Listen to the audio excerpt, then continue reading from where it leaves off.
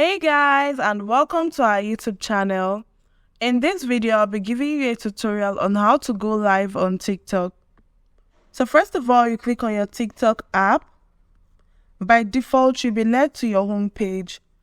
Below, you can see you are provided with 5 icons: the home icon, the now icon, the plus icon for creation and posting of videos, your inbox, and then your profile.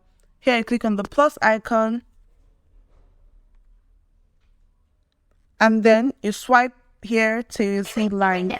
It's normally after the template section, but you have to get at least 1,000 followers on TikTok to be able to go live. Unfortunately, I don't have 1,000 followers, but if you do, you can be able to go live and see the options after the template section. After you click on it, you add your description and then you click on the red button to go live.